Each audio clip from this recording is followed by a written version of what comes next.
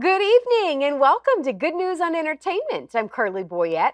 Tonight we start with a movie that's going to be airing right here on CTN. On January 25th, CTN is hosting Faith and Family Night at the movies with a special airing of The Favorite. The film is based on a true story and explores themes of love, forgiveness, loss, healed relationships, and ultimately the realization that we are all God's favorite. Before I introduce you to the real family behind the story, let's take a closer look at The Favorite. You scheduling a title fight? Who are you? Benjamin the Favorite Benard. You want the best to fight for the title.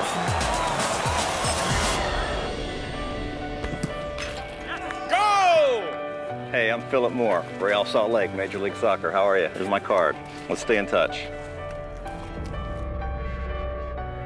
Scored 3 goals. Dad was there. Of course. Better get going. Don't you need time to powder that face? You go like this and still look better than you've been. Nice outfit. You do look better than me. I know. You always have to be the star. Some things come natural. You being a jerk is natural. Okay, boys, this is not double date talk. Hey, you want to come see me fight tonight? We'll see, pal. Mom asked you to come to my fight, and you didn't show. You've always put him first.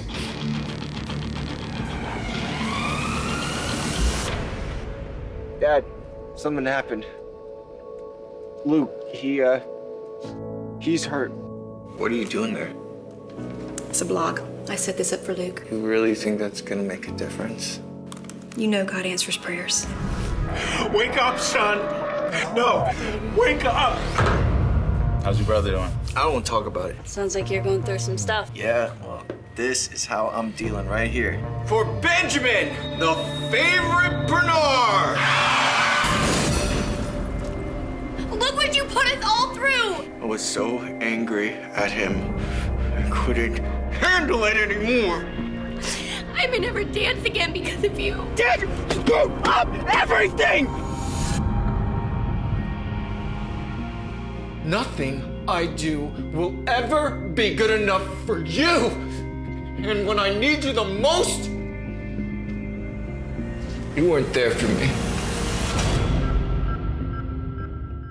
And joining me now to tell us more about the film, The Favorite, and share a little bit more about their family's testimony is Daniel and Lucas Benard. So good to get some time with you both. Thank you for having us. Man, when you see this movie, if you haven't seen it yet, it's like, as when the credits roll, you have so many questions and there's so much to dive into. We could probably do, I think maybe you need a documentary on this as well, That's what people along have said. with the movie, now that I think about it. Yeah. So, all right, set the stage for us a little bit, because again, this movie, if you're like me, I didn't know anything much about it beforehand, but then I see the credits and see that this story is actually not based on true events, but still pretty different than what happened. Yeah, I mean, yes. I mean, it came from a dream that I had that giving what you saw was some truth and then some fictional things to it. So yeah. So that's kind of, I just wrote what my dream was because I thought God gave me the dream. And he did, and he's doing some remarkable things with your family's story and testimony. But you were the actual one in the accident, so you lived this, what you see in the movie, and kind of the trauma afterwards. Yeah. You lived through that. Yes, and I suffered traumatic brain injury. Now, the worst brain injury, I was a Glasgow Coma scale of 3 with dilated and fixed pupils when I was admitted into the hospital. Okay. Now, I found this information, because I requested for my medical records. Because of my brain injury, I don't remember the accident, the recovery, or anything. My family remembers all of it. Well, I was thinking. So they remember all the trauma. I don't remember. Yeah. So to write this script of what actually happened, I had to do research about what happened to me. Imagine that. You're like, my research is what happened to me? What did I do? It was Did you crazy. see God even show up more when you went back and did the research? I'd imagine you were like, oh, look what God did here, because it really is a miraculous. Yeah. Well, the Glasgow Coma Scale means you're dead. A Glasgow Coma Scale of 3 with dilated fixed pupils means you're gone. Ask any paramedic. It means you're not here.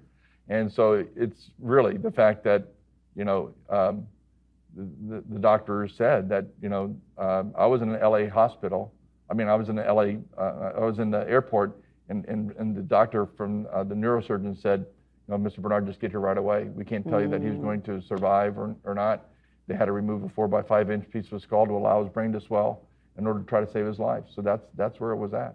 So the accident really did happen. And then how long later did you say, okay, you have this dream to make this movie? And you were a theater kid growing, you've always loved storytelling and that kind of thing. Musical theater major, musical theater at the University of Central Florida, out in LA to pursue acting. So storytelling has always been a part of me. Yeah. And so when I had this dream, I thought, it's a movie. Yeah. God wants me to write a movie script. Now, I had just finished rehabilitation. That's what I thought in the that seems so fast. Exactly. We were learning how to write my name. And so when I tell my parents, oh, God wants me to write a script, they're like, write it. Thinking it's just going to help him with his recovery.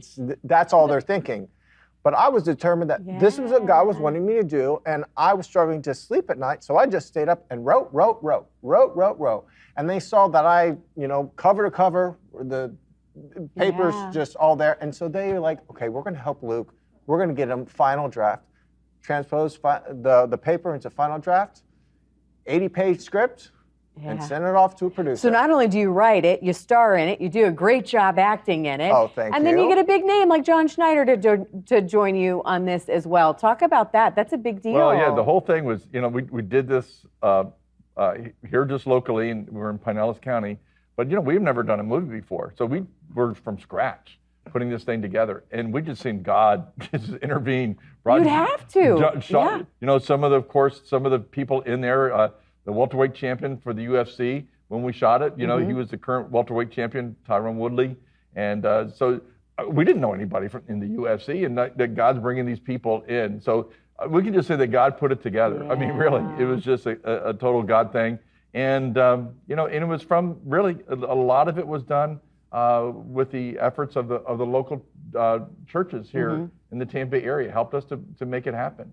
And this was first finished in what year? 2017? We shot the film. Because I just think I'm so excited about what God is doing now and how far we've come, even in that short amount of time from when this was finished being produced and edited. And then now that CTN is going to air it, you see these movies that go on streaming as well. They're, the lifespan of them, especially when they're produced well, like the one you have here, it just goes on for so many years after that. Yes.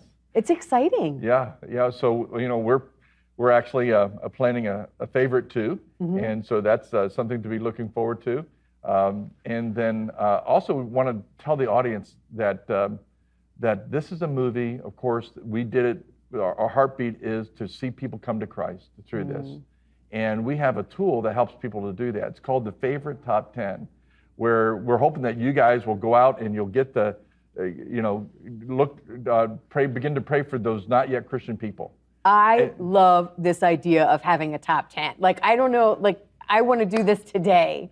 So it's our friend Dr. Terry Teckle, he had a booklet like this. He allowed us to adopt it for the movie. And so that you as a church, a small group, just someone who wants to invite friends over to watch the movie with you in your home, but you list your top 10 not yet Christian people. It could be 10, it could be 2, whatever. But however many you have, and then there's a daily devotional for 11 days. And so obviously you pray for them, and then you invite them to watch the movie with you or on their own, or hopefully your church would get engaged and do this. But it's really, you'll see it's a powerful salvation scene that's in it. And of course, father-son reconciliation. I tell people, I said it's a guy film that makes women cry. I was gonna say it is, but I loved it. I think it's for everyone. Yeah. So and millennials love it. So it really is for everyone, like you're saying. So we, really encourage you. We want people to use that tool because all this is for seeing people added to the kingdom, families being reconciled, Yeah. and of course you're going to hear about a tremendous healing that took place, a miracle that took place, and so giving you faith for your miracle as well. So. Well, and talk about this. The film is named The Favorite, and you're touching on a subject I think is really, I mean, it's going to hit a raw nerve, I think, with a lot of families, a lot of people. Number one, with the idea of people, you know, siblings kind of fighting for that role of being the favorite as parents. How do we deal with that? And at the bottom line, at the root of it is we're all just wanting to be loved. Yeah. You know, and I think when you eventually get to really accepting how much you're loved by God, everything else kind of works out. But sometimes it takes a while to get there, which seems like this is what you're hoping people will do and understand, is how much they're loved. Yep, yeah, and that's true. Just what do I have to do to be good enough? Yeah. Is really the truth. Like, I have to be like this person or that person. Why can't I just be me and be good enough? And the thing is you are good enough. And this movie will tell you the message of God's love for you, because you are good enough. That's what I wanted people to know. Well, and there's a great part of the movie too, where you guys finally like talk it out and say the tough things, because I had imagined in some families it's just not talked about. Like maybe it's assumed, or but that you need to have that conversation of, hey, listen, you know, because it was favoritism, it was perceived favoritism. Yes. You know, and so we kind of, one of the bylines we use in the movie is that, you know, perception is not a reality, but God's love is. You know, the perception of favoritism. And so that's what, you know, the main character, he's perceived that. And so when the father and son finally, you know, got together and talked about it, and that's true all the time. You know, you got different personalities, and so they communicate differently. And so sometimes when you think that one sibling is easier to talk to than another, so that other sibling thinks, oh, well, they're the favorite. Or just sometimes, like in our family, you know, he's one of 6, and so there's different times where they were all, you know, they were doing different things, and one was doing soccer, and one was doing singing, and so of course they got extra attention at that point in time. So then it's like, oh, well, they're the favorite. See, they're I'm like, oh my goodness, how, you know. So that's the struggle that parents, and that's why we have a study guide on favoritism as well. Yeah. So what is the best way for people? Again, they need to watch the movie on CTN, and then they can stream it, you know, as well. There's opportunities for that. There's another one coming out. Where are we at in the production for the next one? Well, I've written the script is done? Script is done. Okay. And so next we're just trying to bring awareness. Okay. So for people to get involved, I would recommend go to thefavoritemovie.live and check out how they can be involved with getting the movie made. So getting the movie made, that's where you can also get there's the Bible study, kind of break down what people can get resource-wise. The prayer guide, the favorite top 10, and then the study guide on favoritism as well. So that'll both be there, available on the website. Okay. What's your take home here as we wrap up? Again, if when people watch this, we want to invite people to watch with the entire family. Absolutely. What is your take home? Well, you know, I just really want to encourage you to reach out. This is going to be such a powerful film. There's not a bunch of Christianese in it. So it's going to appeal to those, because there's MMA fighting. And so oftentimes you don't say MMA fighting in church, you know, but that's the whole purpose. It's still done tastefully, though, I will say. There's not, you know, you guys did a great job. Things like that, yeah. So you know, but you know, the main thing is about the relationships. And if Christian families have difficulty, how much more others? So really, think outwardly. Think about, you know, not only how it's going to help you and your family and those that you love, but think about those who are not yet Christians. Let's reach out to them, and through this message and film, you know, they'll maybe not ever go to a church, or they haven't gone to church, but they will come to see a movie. Yep. You know, maybe they're a John Schneider fan. You know, get them to come. You know what I mean? So. And I'll give you the last word here. Invite people to watch and tune in and follow along on this journey.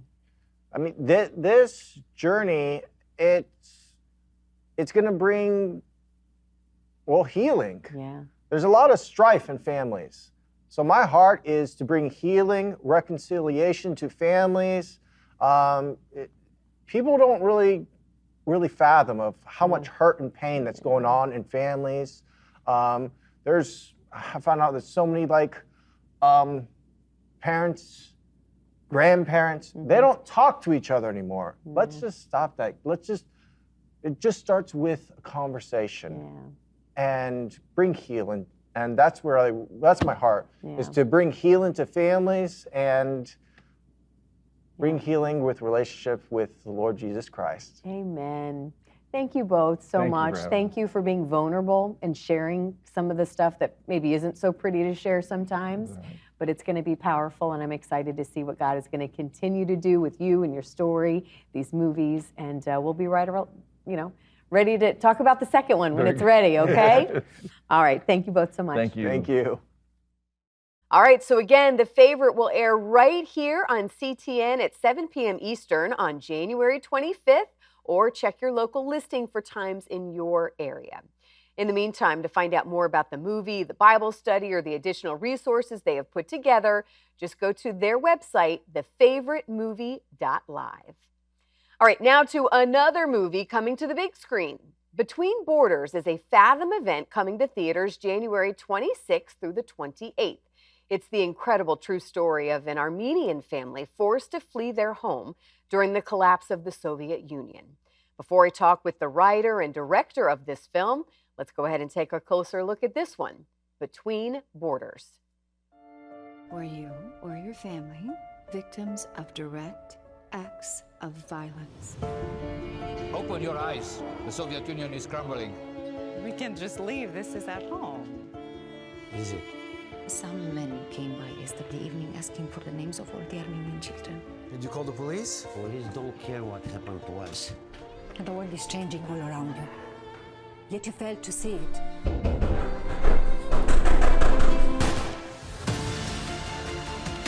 Communism failed me. They left my people to die in the streets. A life lived without constant fear should be the most basic human right. Why are you so nice to us? Jesus was a refugee too. I was born into communism. I did not have a choice what I was born into, but I chose Jesus, and I choose this country. So talk about this movie. You're the writer, director. Take me to the beginning. I had not heard of this story before. So when did you, this is based on true events, based on a true story. When did you hear about this story? So I came into contact with the story actually in 2023. So about 2 years ago, a friend of mine who is now a producer had connected me with another producer who wanted to tell the story of the Petrosian family. And this producer has known them since the 90s, since they were living in Russia at the time, while they were living in exile. And for decades, they've been saying, we have to make a movie about your story. Your story is so incredible. And a couple of years ago, they found me and they said, hey, can you take what we've written and turn it into a movie? And those conversations turned into directing because I just absolutely fell in love with this family once I began the research of this project and their story and their Armenian heritage and the persecution that they went through. And such an unbelievable, harrowing journey they had to go through to come to America. So for about the last 2 years, I've been all in on this project, and we're excited to see it be released to the world now. Yeah. Let's go ahead and address it. I feel like the elephant in the room, and certainly when you hear stories of migration, it's such it's gone political.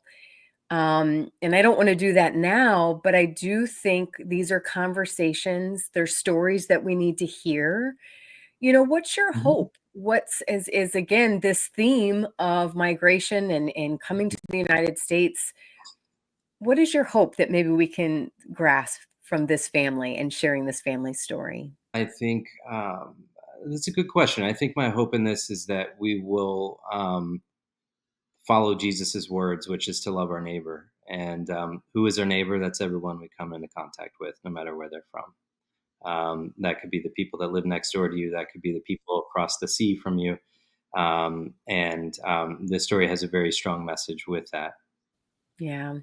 Let's talk about casting for a moment. We were talking about Elizabeth before we got started, and it's so cool to see her outside of the chosen Yeah, kind of realm. And then, this is the power of Jesus's story is that people are still, we're doing that 2,000 years later. We're talking about Jesus and why we're letting him be our guide. absolutely. Liz is absolutely phenomenal in this movie. I mean, she's wonderful in The Chosen, and I think in this movie as the lead role, she really stands out. She was an absolute pleasure to work with.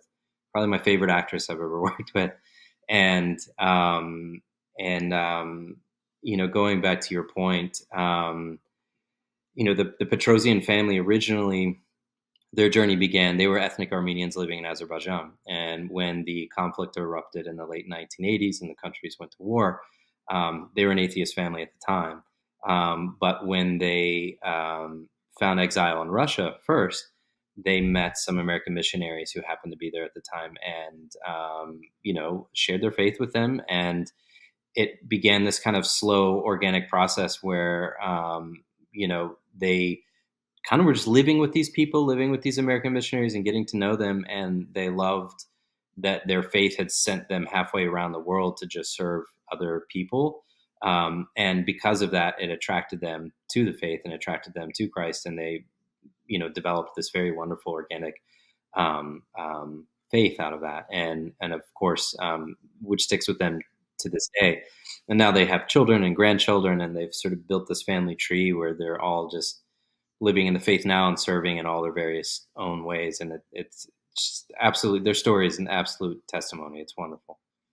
What do you think this will take away? You'll take away from this personally. I can imagine every project you do, every film, it's a piece of you, right? Like Yeah. these Oh, films yeah. live on forever. I mean, you make a connection. What did this one in particular do for you personally? Maybe even your faith journey, as well. I think for one, I mean, it's a good question. I'd probably spend some time to think about it, but off the top of my head, one thing I think is it just made me realize how fortunate we are to be born in the circumstances we are in this country, and there are so many people around the world who are persecuted, for their legitimately persecuted for their faith, not what we consider persecuted for faith here in the United States, which is literally nothing.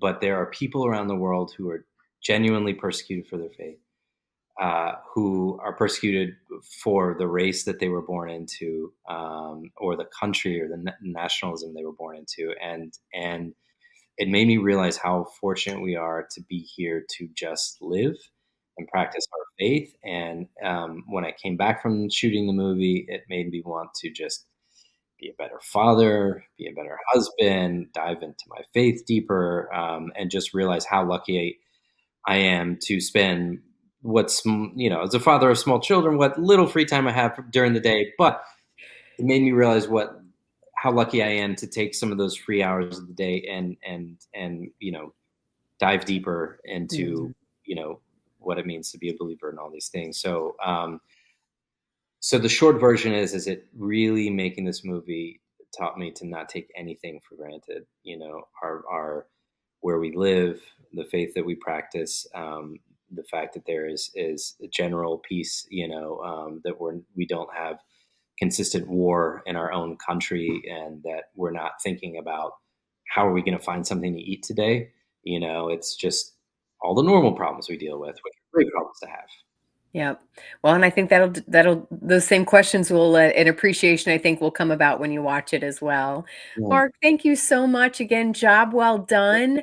And anything else you're working on kind of beyond this? I mean, sorry to, again, Yeah. I know you're a family man. So it's like when you have one kid, hey, when's the next one? Yeah, I have a few things I'm working on. And as it goes with movies, especially, you never really know what's going to happen next. But there is, on the faith side, there is one novel, or I should say book, that is an extremely popular New York Times bestseller that I've been speaking with the author about adapting into a movie. Can't say what the title is yet, but we're very hopeful on that one, bullish on that one, and that one has a lot of great stories to tell. So right now we're kind of in the development process of like figuring out which story within the book is like which one is the movie, which one's.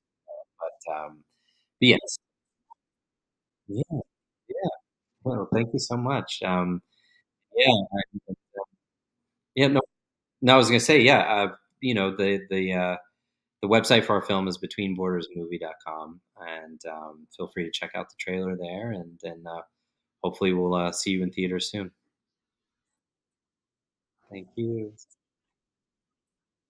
Okay. It made me realize how lucky I am to take some of those free hours of the day and dive deeper into what it means to be a believer and all these things.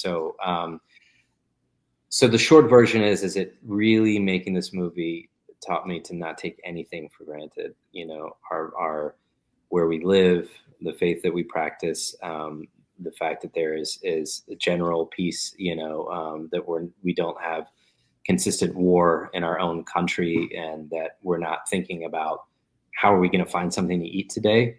It's just all the normal problems we deal with, which are great problems to have. Yep. Well, and I think that'll those same questions will and appreciation, I think, will come about when you watch it as well. Yeah. Mark, thank you so much again. Job well done. And anything else you're working on kind of beyond this? I mean, sorry to, again, I know you're a family man, so it's like when you have one kid, hey, when's the next one? Yeah, I have a few things I'm working on, and as it goes with movies, especially, you never really know what's going to happen next. But there is, on the faith side, there is one novel, or I should say book, that is an extremely popular New York Times bestseller that I've been speaking with the author about adapting into a movie. Can't say what the title is yet, but we're very hopeful on that one, bullish on that one, and that one has a lot of great stories to tell. So right now we're kind of in the development process of like figuring out which story within the book is like which one is the movie, which one's. What a good tease. I like it. Yeah. Well, thank you so much. All right. Yeah, thank you. Go ahead. No, I was going to say, the website for our film is betweenbordersmovie.com, and feel free to check out the trailer there, and then hopefully we'll see you in theaters soon. Again, Between Borders is in theaters January 26th through the 28th. You can go to fathomevents.com to find a theater near you. I hope you enjoyed tonight's show. I'm Carley Boyette, and I look forward to seeing you next week right here on your Christian Television Network.